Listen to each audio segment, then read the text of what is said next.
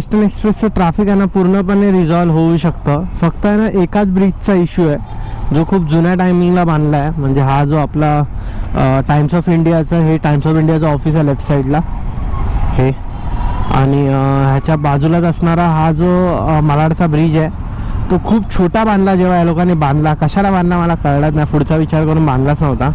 इथेच जो बॉटलनेक होतं, इथेच ट्रॅफिक जाम होतं. कारण की 2च लेन आहेत, 2 ते 3 लेन आहेत, त्या पण छोट्या छोट्या आहेत खूप जास्त. सकाळच्या टायमिंगला बस वगैरे येतात गुजरातच्या वगैरे, त्यामुळे अजून जाम होतं. एक ऑप्शन होता यांच्याकडे मस्तपैकी, जसं मिरावळमध्ये बांधलं आहे की खालून एकाच पिलरवर खालून गाड्या जाण्यासाठी फ्लायओव्हर आहे आणि त्याच्यावरती मेट्रोचा फ्लायओव्हर बांधला आहे. सो ते खूप कन्व्हिनियंट होतं ह्या आपल्याला पर्टिक्युलर पॅचसाठी. भाई एक ब्रिज बांधून टाकला असता, सनसनाट पब्लिक गेली असती लेफ्ट साईडच्या याने, राईटवाला ठेवला असता आपल्याला.